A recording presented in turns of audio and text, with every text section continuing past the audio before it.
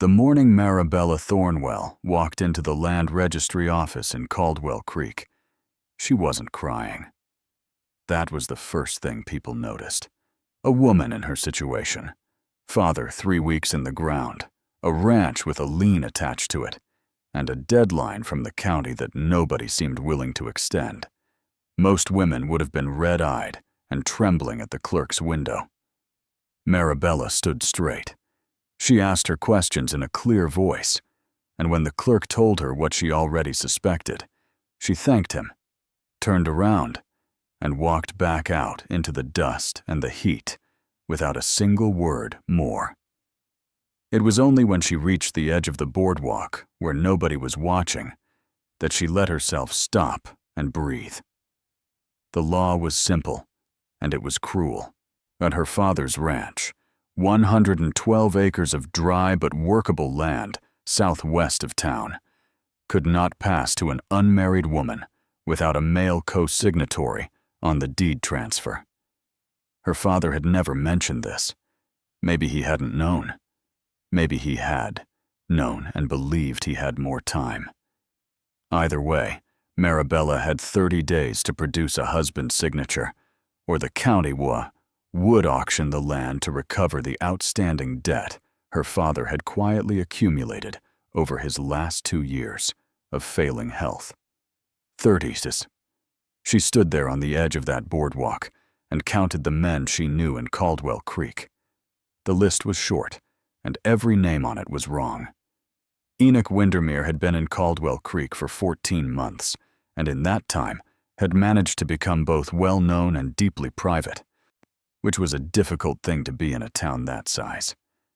He worked a modest plot of land 2 miles north of the main road, kept a clean but bare house, and came into town on Fridays for supplies, and on Sundays, not at all. He was not unfriendly. He simply didn't offer more than was asked of him, and most people had stopped asking. What the town knew about him could be said quickly. He was somewhere in his mid-30s. He had come from somewhere east, Kansas, some said, though he never confirmed it. He had paid for his land in full on the day he arrived, which meant either he had money or he had once had money, and neither answer made people less curious. He had no family that anyone had seen, no visitors, no photographs on the walls of his house, though Judith Harlow had been inside once to deliver a meal when he had a fever, and she reported back to anyone who would listen that the walls were bare as a barn and twice as quiet. He was not the kind of man women in Caldwell Creek thought about for practical reasons. He was exactly the kind of man Marabella Thornwell found herself thinking about on the walk home from the registry office. She had one connection to him, and it was thin as thread. Her father, in his last good season, had sold Enoch a breeding pair of horses, and the transaction had gone smoothly. And honestly, her father had come home saying the Windermere man was straight as a fence post and just about as talkative. That was the whole of it. Marabella had met Enoch exactly once, briefly, when he came to collect the horses. He had tipped his hat.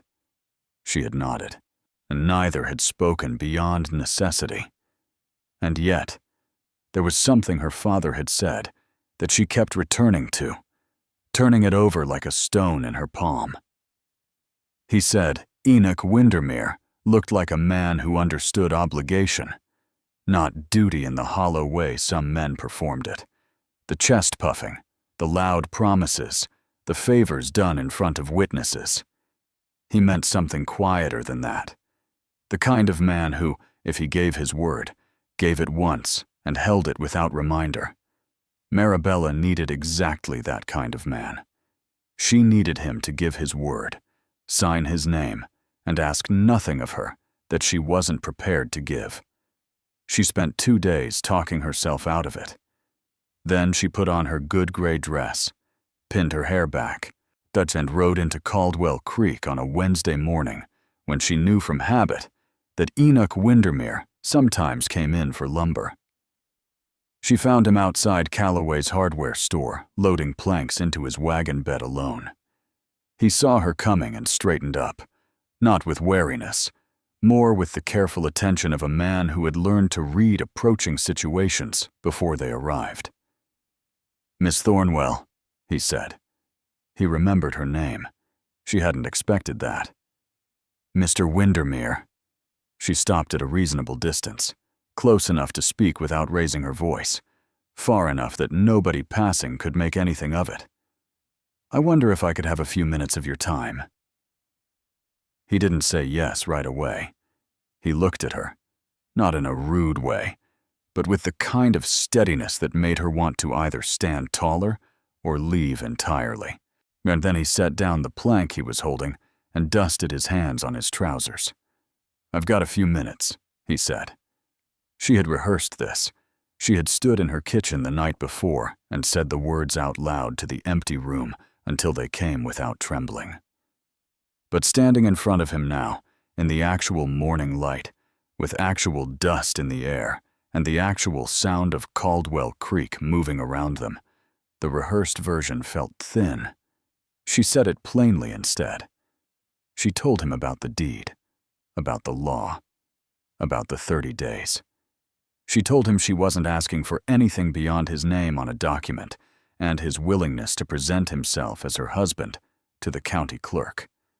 She told him she would make no demands on his time, his property, or his life. Yeah, she told him she understood it was an unusual request from someone who was nearly a stranger. She did not tell him how frightened she was. When she finished, the street went on around them. A dog crossed the road. Somewhere down the block, a child was laughing. Enoch Windermere looked at her for a long moment. "You've thought this through," he said. It wasn't a question. "I have," she said. "And if I say no?" She held his gaze. "Then I thank you for your time, and I find another way."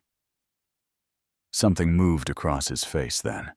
Not pity, she was relieved to see. Something more complicated than that. He picked up his hat from the wagon seat, turned it once in his hands, and set it back on his head. "I'll need a day to think on it," he said. "Of course," she said.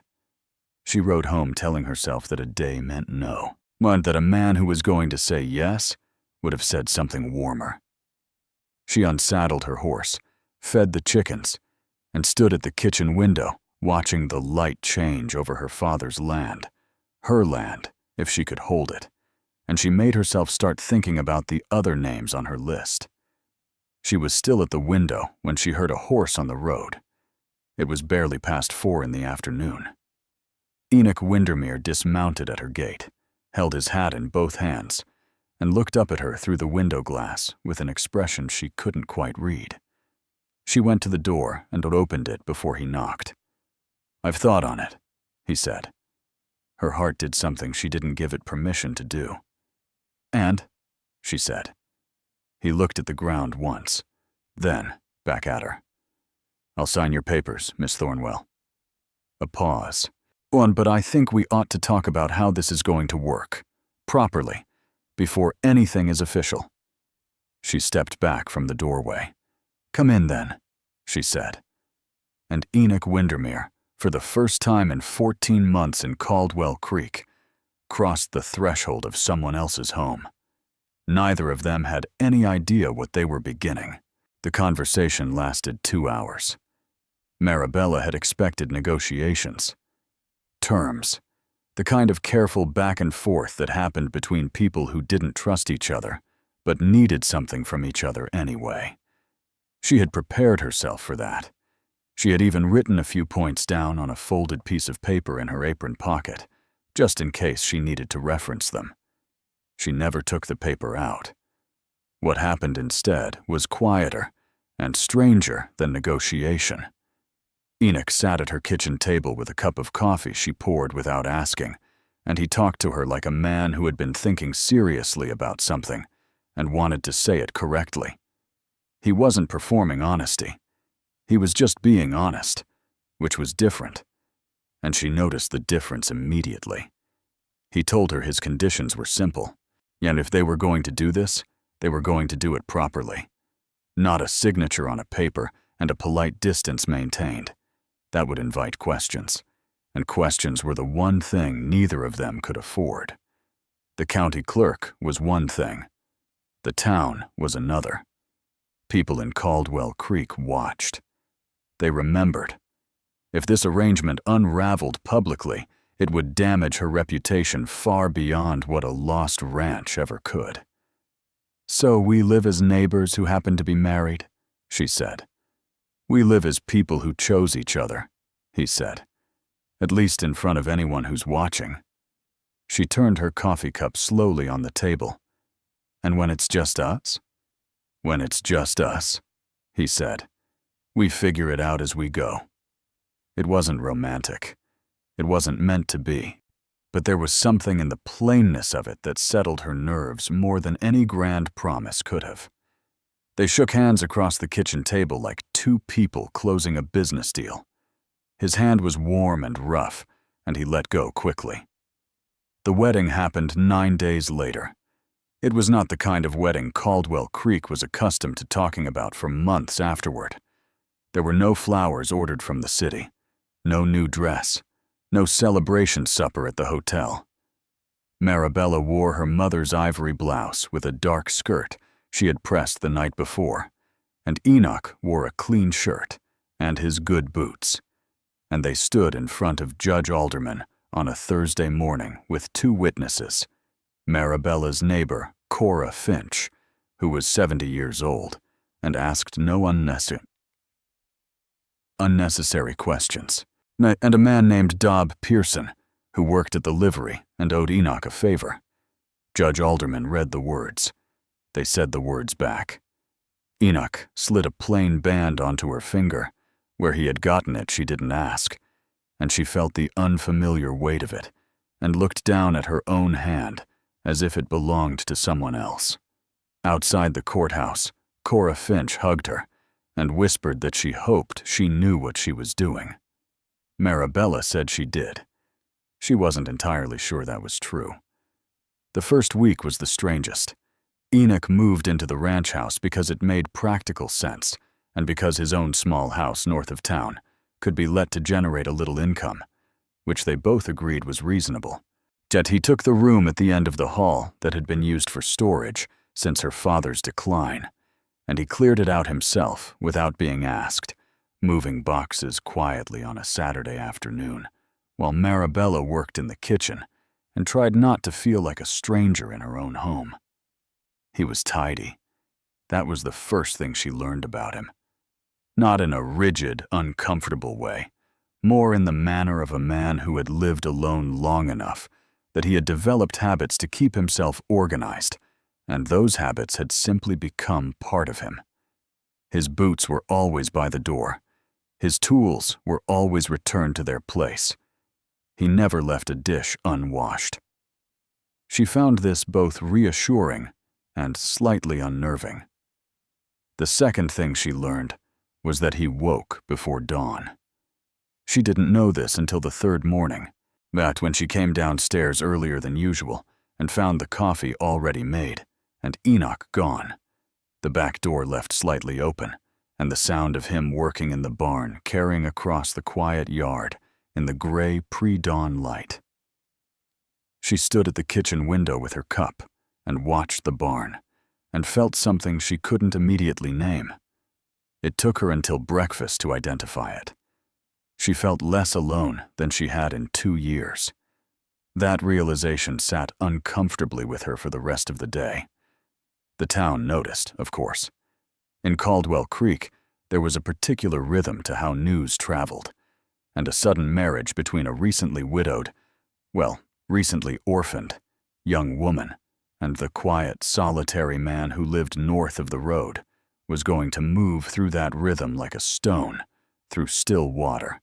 Rings spread outward, and everyone eventually got wet. The general reaction was a mixture of surprise and something close to approval, which Marabella hadn't anticipated. She had expected suspicion. Instead, what she got, at the dry goods store, and at the post office, and at the edge of the churchyard on the one Sunday she and Enoch attended together because it seemed necessary, was a kind of collective relief on her behalf, as if the town had been quietly worrying about her since her father died, and was now able to set that worry down. Mrs. Alderman told her she looked well. Old Porter Cobb shook Enoch's hand and said he was a good man for stepping up. Enoch thanked him without elaborating on what exactly he was supposed to have stepped up to, and Marabella watched from 2 feet away and thought that he was surprisingly good at this, as at saying the right amount and no more. It was a skill she respected and found slightly unreadable at the same time. 3 weeks in, they had their first real conversation that had nothing to do with the ranch or the deed or the practical arrangements of their shared life. It happened by accident, the way most real conversations do. She had been sitting on the porch after supper, watching the late light flatten across the fields, and he had come out and sat in the other chair, not the one closest to hers, but not the farthest one either. And for a while, neither of them said anything, and the silence was surprisingly easy. Then she asked him, without planning to, where he had come from before Kansas. He was quiet long enough that she thought he wasn't going to answer. "Ohio," he said finally. "Before that, Pennsylvania." She waited. "I moved around," he said. It wasn't an explanation, but it wasn't a door slammed either. It was more like a window left open a crack. She didn't push. She had her own things she didn't push back on. "My mother was from Pennsylvania," she said instead. She used to talk about the green of it, said she never got used to how brown everything was out here. He turned to look at her, just briefly. "Did she go back?" "She died when I was 11. Marabella kept her eyes on the field. "Never got back." Another silence, different from the first one. "I'm sorry," he said, and it was the kind of sorry that meant something, not the reflexive, polite kind people said when they didn't know what else to offer. She nodded. "The green things grow here too," she said. "You just have to know where to look for them." She felt him look at her again. Longer this time. She didn't turn her head. The deed transfer went through on a gray Tuesday morning at the end of the 4th week. Enoch signed where he was asked to sign. The clerk stamped the document. Marabella held the official copy in both hands and read her own name on it, her name and his, linked by a thin line of printed text, and something in her chest tightened in a way that had nothing to do with relief. On the ride home, she was quiet, and he let her be quiet, which she was grateful for. It was only when they turned off the main road and the ranch came into view. The house, the barn, the fence line her father had built post by post over 30 years, that she felt the full weight of what had happened lift slightly from her shoulders. "It's mine," she said quietly. Not to him exactly, more to herself. "Yes," he said, "just that." She glanced at him. He was looking at the ranch with an expression she hadn't seen on him before. Something open in it. Something that looked almost like it belonged there. She looked away before he noticed her looking. That night she lay awake longer than usual, listening to the quiet of the house. Down the hall, she could hear nothing.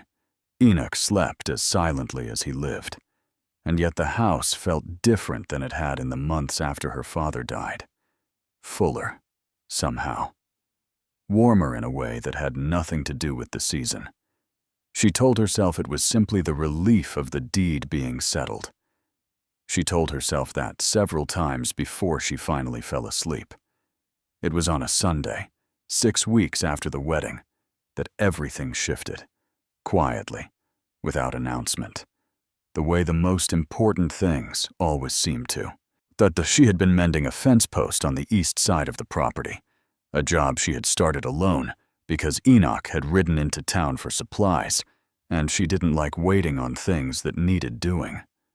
The post was deeper than she'd expected, and the ground was harder, and she had been at it long enough that her shoulders ached, and her patience was running thin. She didn't hear him ride back.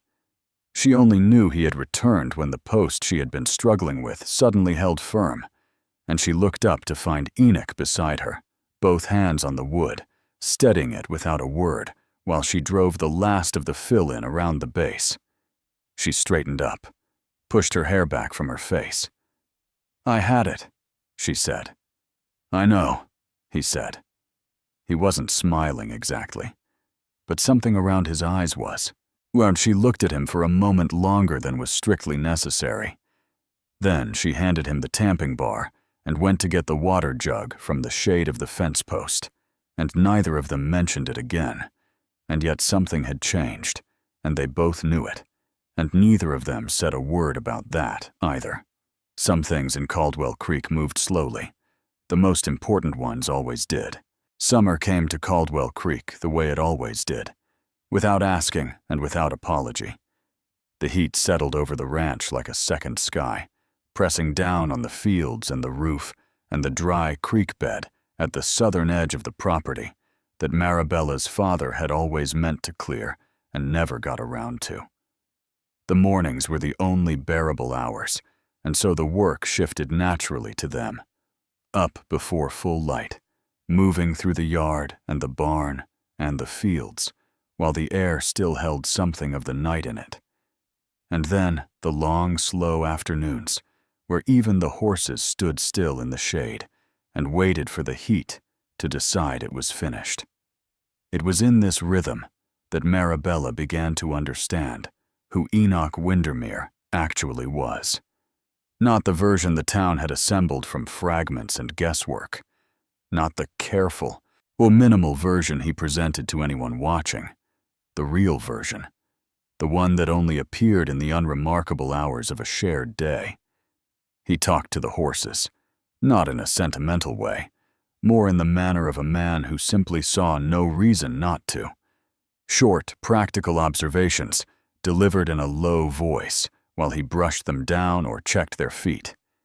She overheard this once from outside the barn, and stood still in the doorway for a moment, listening, and felt something shift quietly inside her chest. He read at night. She hadn't known this until she came downstairs late one evening for water and found him at the kitchen table with a worn book open in the lamplight, his finger tracing slowly along a line of text. He looked up when she appeared. Neither of them spoke for a moment. "I didn't know you were still up," she said. "Couldn't sleep," he said. She got her water. She should have gone back to bed. Instead, she sat down across from him and asked what he was reading, and he turned the cover toward her. And it was a book on soil composition and land management that was so thoroughly practical and so completely unexpected that she laughed. A real laugh, sudden and unguarded. And he looked at her with something surprised and warm in his expression, like a man who had forgotten what that sound was like in a house. That was the night the last careful distance between them began, very slowly, to close. It was Cora Finch who said it first. Cora was not a woman who pried, which was exactly why Marabella trusted her, and why what she said one afternoon in late July carried more weight than it might have from anyone else.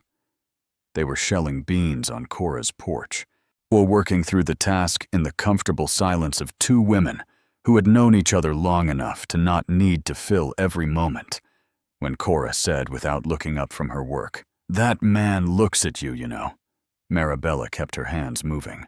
"He's my husband." "Husbands look at their wives plenty of ways," Cora said mildly. "This is a particular kind of looking." Marabella didn't answer. Cora didn't push. She just let the words sit there in the afternoon air between them, patient as the heat. On the ride home, Marabella turned it over in her mind and tried to be honest with herself in the way she sometimes could only manage on horseback, when there was enough sky around her to make smallness feel less shameful. The truth was, she had noticed. She had noticed, And she had been carefully, deliberately not noticing. In the way a person avoids looking directly at something bright, because they're not sure they can look away again once they start. The argument happened on a Thursday. It was about the south field, whether to attempt a late planting or let the ground rest through the remainder of the season. It was a practical disagreement, and it should have stayed practical. But somewhere in the middle of it, something else surfaced, the way underground water sometimes pushed through in unexpected places. "You don't have to manage everything alone," Enoch said, not sharply, but firmly. "I'm not managing alone," she said. "I'm managing the way I always have." That's not the same as saying it's the right way. She turned from the fence she had been examining and looked at him directly. "I have been running this land since my father got sick. I know this land." "I'm not saying you don't." "Then what are you saying?" He was quiet for a moment. When he spoke again, his voice was lower and more careful. "I'm saying you don't have to carry all of it by yourself anymore. That's all I'm saying." The words landed differently than she expected. She wanted to say something that would keep the distance intact, because the distance had been safe, and she understood it, and what lay beyond it frightened her in ways she hadn't let herself fully examine. Instead, she said nothing. She looked at the field. She felt the weight of his words settle somewhere in her she couldn't easily reach. "The south field rests," she said finally. Her voice came out quieter than she intended. "All right," he said. "No victory in it, just agreement." Yet they walked back to the house in silence, and somewhere in that silence, something between them quietly rearranged itself, and neither of them acknowledged it, and both of them felt it. It was Enoch who said it first, which surprised her afterward, when she thought about it. It was an evening in late August, after supper, on the porch where they had developed the habit of sitting when the day's heat finally broke. The sky was doing something extraordinary, purple and deep orange in layers above the flat horizon, and they were watching it in the comfortable quiet that had become one of the things she looked forward to without admitting it. He said her name first. Just her name. "Marabella." She turned to look at him. He was looking at the sky still, and his jaw was set in the particular way it got when he was working through how to say something correctly. "This started as a practical arrangement," he said. "It did," she said carefully. "I want you to know." He stopped. Tried again. "I don't experience it that way anymore. I haven't for a while." The porch was very quiet. "How do you experience it?" she asked. Her voice was steady. She was proud of that. He turned to look at her then, full and direct. The way he looked at things he was being serious about. "Like something I'd be lost without," he said. She held his gaze and felt the last careful wall she had built around herself develop a crack that she knew, with absolute certainty, was never going to be repaired. "Enoch," she said. "You don't have to say anything back," he said quickly. "I just needed to say it honestly." "I know," she said, "but I want to." She looked at her hands for a moment, then at him. "I stopped pretending this was just an arrangement a long time ago. I just didn't know how to tell you without—" She paused. "Without changing everything." "Everything's already changed," he said quietly. "I know," she said. The sky deepened above them. Somewhere in the field, a ticket started, and then another joined it, and then it was the sound of the whole evening around them, alive and unhurried. He reached across the space between their chairs, and his hand found hers on the armrest, and she turned her palm up and let his fingers close around it, and they sat that way while the last of the light left the sky, and neither of them needed to say anything more. The second winter of their marriage was different from the first in every way that mattered. Where the first winter had been two people learning how to share a space without asking too much of each other, the second was something else entirely. It was the winter Enoch built the bookshelf she had mentioned once in passing, casually, not as a request, and said nothing about it until she found it one morning standing against the wall of the sitting room, straight and solid, and already holding his soil books and the 3 novels she owned. It was the winter she learned he had a particular way of laughing, rare and quiet and entirely genuine, that she found herself doing small things to produce. It was the winter she told him, on a cold night in February with snow pressing against the windows and the fire going strong, that she loved him. Well, she said it plainly and without ceremony, because that was the only way she knew how to say true things. He looked at her for a long moment. Then he said he loved her too, and the way he said it, like a man setting down something heavy he had been carrying carefully for a very long time, made her understand that he had been waiting to say it for longer than she knew. By the following spring, Caldwell Creek had mostly stopped being surprised by Enoch and Marabella Windermere, and had simply accepted them as one of those things that made quiet sense when you stopped looking at the surface of it. They were married properly now, not in the legal sense, which had been settled long ago, but in the way that only time and honesty and the particular work of choosing each other every day can make a marriage real.